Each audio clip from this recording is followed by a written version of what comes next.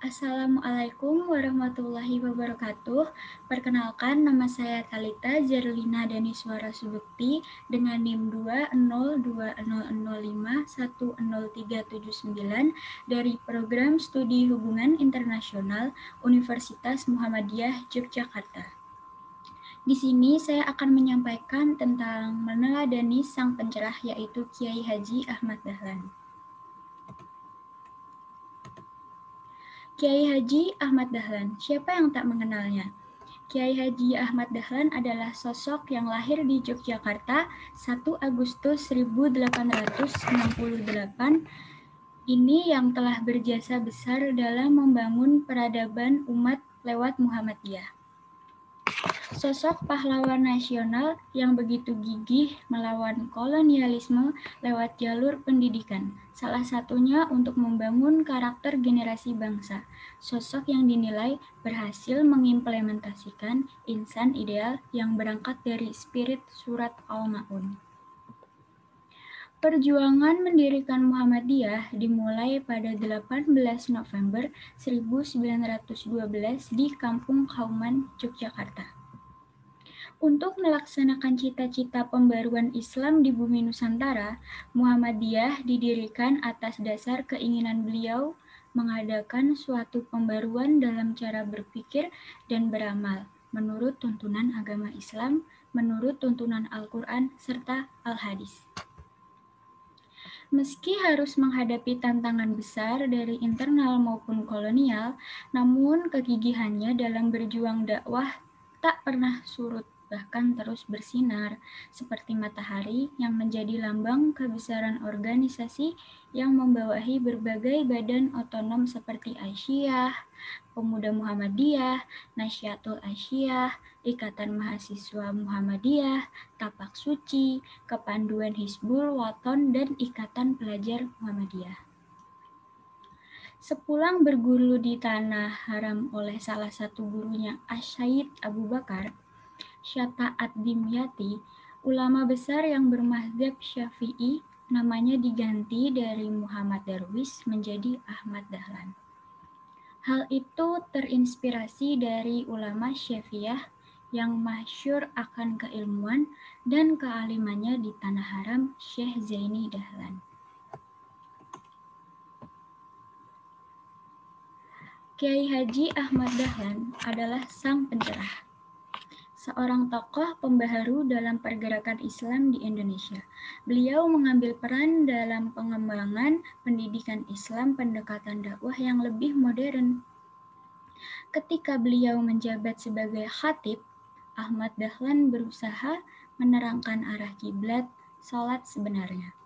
Usaha-usaha untuk menyebarkan informasi tersebut beliau lakukan dengan mengundang beberapa ulama untuk menyepakati persoalan kiblat sholat di masjid. Meskipun tidak memperoleh kesepakatan, namun sudah dianggap mendapat kemajuan positif dalam menjalankan musyawarah yang sopan dan tidak menimbulkan pertikaian. Persoalan arah kiblat ini menunjukkan sikap Kiai Haji Ahmad Dahlan dalam memahami ajaran Islam. Beliau mencoba meluruskan cara-cara beribadah menurut contoh ataupun yang diperintahkan oleh Rasulullah Shallallahu Alaihi Wasallam. Paham Kiai Haji Ahmad Dahlan yang melaksanakan ibadah berdasarkan kesadaran yang muncul dari dalam pribadinya. Menurut beliau, ibadah tidak dibenarkan jikalau hanya diperintahkan oleh seseorang tanpa ia berpikir apa yang ia sampaikan benar atau tidak. Meskipun yang memerintahkan adalah orang tua sendiri maupun guru atau penguasa. Sikap yang ditunjukkan merupakan sikap pembaharu serta mencoba untuk terbuka dalam berpikir serta memperhatikan tindakan dan pikiran yang sudah biasa dilakukan, bahkan berakar urat menjadi tradisi. Bagi Kiai Haji Ahmad Dahlan, memang tidak mudah untuk menyampaikan ide pembaharuannya yang dibawa dari Timur Tengah. Dikarenakan masyarakat belum siap dengan sesuatu yang dianggap berbeda dari tradisi yang ada. juga belum memiliki wadah untuk menyampaikan. Kegagalan Ahmad Dahlan tidak menyurutkan tekadnya untuk tetap memperjuangkan apa yang diyakininya. Hingga pada akhirnya, atas bantuan biaya Sultan Hamengkubuwono VII, Kiai Haji Ahmad Dahlan dikirim ke Mekah untuk mempelajari masalah kiblat lebih dalam dan menunaikan ibadah haji untuk kedua kalinya. Perjuangan itu cukup berhasil ketika masjid-masjid di Jawa Barat banyak yang dibangun dengan arah kiblat ke barat laut. Selanjutnya yaitu pendidikan yang mencerahkan. Pendidikan menjadi gagasan awal Ahmad Dahlan dalam meluruskan pemahaman yang ada di masyarakat. Dakwah yang dilakukan Ahmad Dahlan dilakukan dengan kultur yang konstekstual dengan pola hidup masyarakat yang dekat dengan seni. Biola menjadi alat seni Ahmad Dahlan dalam mengajar. Suatu hari, seorang murid bertanya kepadanya, "Apa makna agama?" Ahmad Dahlan lalu memainkan biola dengan lantunan indah, merdu, dan membuat nyaman yang mendengar. Kemudian, biola itu diberikan kepada anak yang bertanya, dan dia memainkannya dengan suara yang memekikkan telinga. Ahmad Dahlan mengatakan, "Begitulah agama, tergantung siapa yang membawa atau menyampaikan." Ahmad Dahlan khawatir karena tidak ada persyarikatan yang membentuk sekolah Islam dengan pola pendidikan sekolah modern. Pendidikan yang ada saat itu adalah pendidikan pondok pesantren yang belum memiliki pola pondok modern seperti saat sekarang. Ahmad Dahlan juga tidak anti dengan pendidikan barat, dibuktikan dengan dirinya mengajar di sekolah Belanda. Pembaharuan Islam yang dibawa Ahmad Dahlan telah membawa perubahan yang sangat luar biasa dan format perjuangan Indonesia. Muhammadiyah yang pada awalnya sebagai gerakan sosial, kemudian menjadi organisasi Islam modern yang memiliki amal usaha terbesar di Indonesia. Capaian yang dapat kita lihat adalah tumbuhnya lembaga pendidikan Muhammadiyah dari TK sampai perguruan tinggi, Rumah Sakit Muhammadiyah, Lembaga Keuangan Syariah, Lazismu, Lembaga Amil Zakat, dan lembaga sosial lainnya.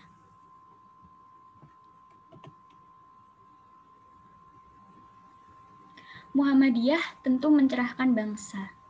Semua ini adalah bentuk implementasi yang diwujudkan Muhammadiyah dalam mencerahkan kehidupan bangsa yang awalnya hanya diawali dengan membuat aktivitas mengajar dan penolong kesetaraan umum atau PKU bagi kaum mustad'afin atau proletar. Semangat Al-Ma'un telah menjadi dasar gerakan sosial Muhammadiyah dan terbukti mampu melahirkan para pemimpin-pemimpin yang berjuang bagi kemerdekaan Indonesia. Sebut saja Soekarno, Buddha yang ketika dibuang di Bengkulu menikahi Fatmawati, anak tokoh Muhammadiyah Bengkulu, dan aktif mengajar. Muhammad Hatta, Buya Hamka, dan M. Natsir yang berasal dari Sumatera Barat yang kental dengan ajaran Islam akibat arus perdagangan telah menjadi tokoh pergerak kemerdekaan. Bila diruntut dari sejarah panjang perjuangan Ahmad Dahlan dalam membangun, memajukan, dan mencerahkan umat Islam dari keterbelakangan, sangat terasa gigihnya memperjuangkan cita-cita besar. Dan bisa dikatakan perjuangan itu akan berhasil manakala ditopang oleh dua komponen utama yang melandasinya, yakni pendidikan dan dakwah. Ya, dari sinilah bisa dilihat tampak begitu semangat Ahmad Dahlan, begitu semangat untuk melakukan terobosan pembaharuan melewati dua elemen tersebut. Sebab lembaga pendidikan bisa dianggap sebagai media paling strategis dalam menyampaikan cita-cita perubahan.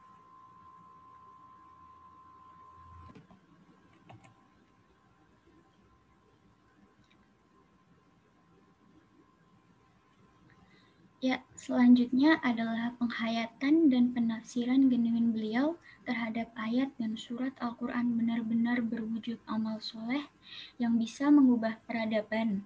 Sebut saja lahirnya teologi Al-Ma'un, hakikat pengajian wal asri yang memberikan fondasi bagi lahirnya tokoh-tokoh wanita Islam seperti Aisyah yang menasional dan mendunia. Dalam catatan Haji Muhammad Soija adalah salah satu kisah yang menarik tentang Kiai Haji Ahmad Dahlan. Kisah ini sangat masyhur di pegiat aktivis Muhammadiyah, Aisyah. Singkat kata, Kiai Haji Ahmad Dahlan di penghujung usianya, kondisi kesehatannya semakin terus menurun dan karena kondisinya semakin tidak membaik, maka dokter berinisiatif untuk membatasi menerima kunjungan tamu. Maka dipasanglah oleh dokter tanda pembatasan larangan para tamu juga bagi para pengurus Muhammadiyah untuk menjenguk Kiai. Lain halnya dengan inisiatif dokter, karena kecintaan Kiai terhadap umat, maka Kiai justru berinisiatif sendiri memanggil masuk ke ruangan tempat istirahat beliau beberapa pengurus Muhammadiyah untuk meminta semacam laporan atau informasi apa saja atas progres amal Muhammadiyah yang telah dan sedang dikerjakan untuk membantu umat. Sehingga bukannya beliau istirahat, justru dalam kondisi sakitnya, beliau aktif masif terus-menerus memikirkan amal soleh untuk umat dan masyarakat tanpa henti. Nyai Dahlan merasa sedih melihat kondisi sang kiai yang seluruh pikirannya masih digunakan untuk memikirkan dan memantau amalan untuk umat, sedangkan saran dokter, kiai sebaiknya untuk beberapa saat disarankan rehat dan memenangkan pikiran agar kesehatannya kembali pulih karena secara psikis perlu jeda konsentrasi memikirkan persoalan umat. Dengan hati-hati, Ibu Nyai menyatakan rasa hatinya berbareng dengan tetesan air matanya. Kiai, apakah tidak baik kalau nasihat dokter-dokter yang sudah sependapat bahwa untuk mengurangkan penderitaan sakit Kiai dengan hanya satu jalan, ialah lepaskan pikiran-pikiran yang berat, terutama Muhammadiyah. Muhammadiyah itu masih panjang dan masih jauh perjalanannya. Oleh karena itu, cobalah nasihat dokter-dokter itu dilaksanakan. Bila nanti Kiai sudah sehat, diusahakan lagi selanjutnya. Begitulah ucap Nyai. Kiai yang berbaring karena payahnya itu terpaksa minta tolong dibangunkan oleh Kiai Haji Ibrahim. Hendak duduk dan lantas dibangunkan dan duduk. Tampaklah roman mukanya yang kecut tanda marah yang besar dengan mengangkat tangannya menunjuk kepada ibunya. Dengan sayup-sayup berkata, "Nah, sekarang iblis sudah menjelma berwujud Nyai, akan memecatku daripada Islam, Muhammadiyah. Yang kemarin sudah menjelma kepada dokter-dokter akan memecat kami dari Muhammadiyah, tidak sedikit kuperhatikan. Rupanya iblis tidak puas lantas menjelma berupa Nyai. Oh, Nyai Iblis, lupakah kau akan pelajaranku? Wala ta'mutuna illa wa antum muslimun. Pergilah, jangan mendekat aku. Ibu Nyai seketika itu lantas bercucuran air matanya dan terseduh-seduh menangis sambil minta ampun dan maaf yang sebesar-besarnya. Maaf atas perbuatannya yang dipandang salah itu. Dari sepenggal kisah tersebut, kita dapat mengambil gambaran bagaimana tingkat keyakinan jihad Kiai selalu dalam level tertinggi. Dokter dan istrinya pun sempat dikategorisasikan iblis yang menggoda dan atau menghalangi untuk berhenti jihad dalam helaan nafasnya. Pantas kalau Muhammadiyah yang diperingati belum lama ini berselang, yaitu tanggal 18 November, mempunyai amal yang mendunia dalam menegakkan Islam sesuai bidangnya. Pantas pula Jika kiai dianugerahi pahlawan nasional karena tiap detik, menit, jam, hari, bulan, bahkan tahun pondasi amal soleh yang dicontohkan kiai benar-benar berlandaskan tauhid dengan tujuan memberikan manfaat sebesar-besarnya dan selama-lamanya untuk umat Islam khususnya dan bangsa pada umumnya. Tentu, putusan-putusan kiai dilaksanakan dengan penghayatan dan pendalaman pengetahuan yang luas, baik di bidang tafakuh fidin karena beliau sebagai ulama besar, juga dalam kapasitas beliau sebagai seseorang tokoh pembaharu yang mempunyai wawasan luas lokal dan internasional. Penghayatan dan penafsiran genyun beliau terhadap ayat dan surat Al-Quran benar-benar berwujud amal soleh yang bisa mengubah peradaban. Sebut saja lainnya teologi Al-Ma'un, hakikat pengajian wal asri yang memberikan fondasi bagi lahirnya tokoh-tokoh wanita Islam, ya Aisyah, yang nasional dan mendunia.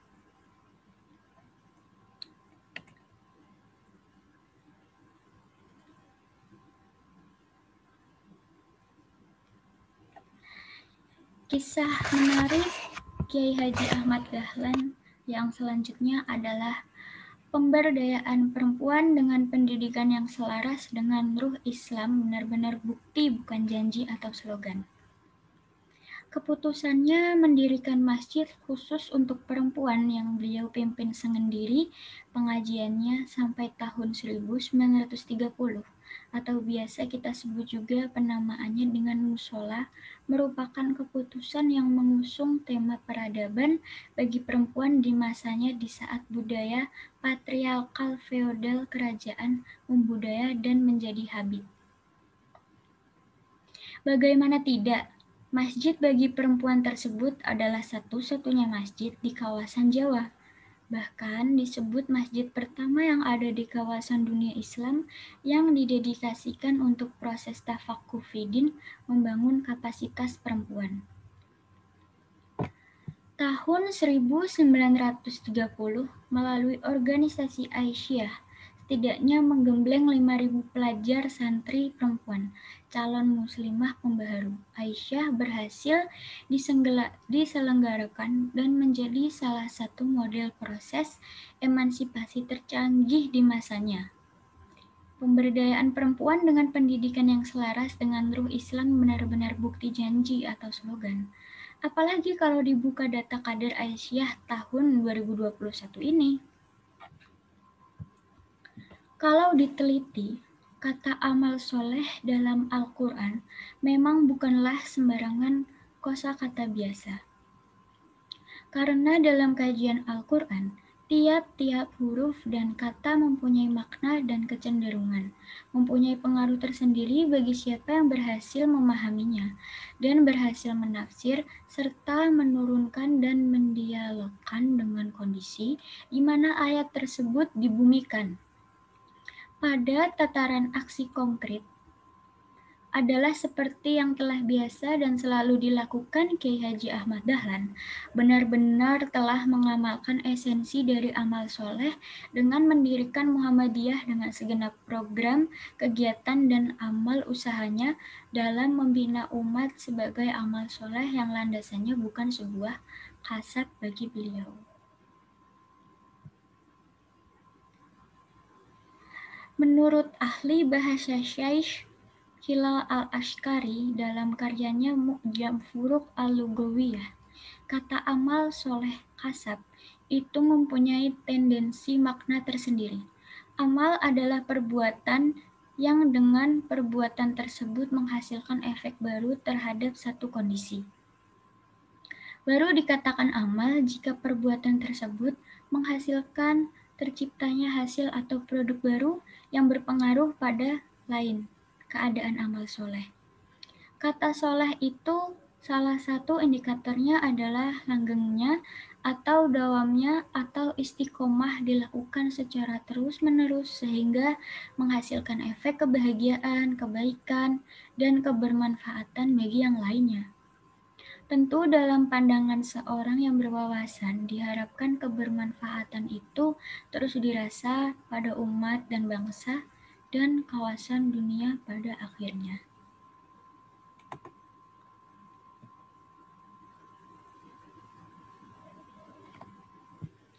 Sosok Kiai Haji Ahmad Dahlan sangatlah layak dijadikan suri tauladan di antaranya dalam hal pengembangan organisasi Islam Muhammadiyah yang selalu mendahulukan kepentingan umat daripada dirinya sendiri. Sosok Kiai Haji Ahmad Dahlan sangatlah layak dijadikan suri tauladan di antaranya dalam hal pengembangan organisasi Islam Muhammadiyah yang selalu mendahulukan kepentingan umat daripada dirinya sendiri. Beliau tidak menjadikan Muhammadiyah dan amal usahanya dengan landasan awal seperti kasab, yang secara bahasa, kasab itu berkonsekuensi logis efek dari perbuatannya, diharapkan kembali bisa menguntungkan atau merugikan diri si pelakunya. Layak kalau pesan Kiai Haji Ahmad Dahlan terungkap. Hidup-hidupilah Muhammadiyah, jangan mencari hidup di Muhammadiyah. Sesuai konteks pendalaman beliau terhadap ruh gerakan organisasi ini dan konteks masyarakat atau umat yang dinamis dihadapinya. Bagaimana dengan kita? Wallahu a'lam. Ya, terima kasih. Menurut saya cukup atas presentasi yang saya sampaikan. Terima kasih sudah menonton. Wassalamualaikum warahmatullahi wabarakatuh.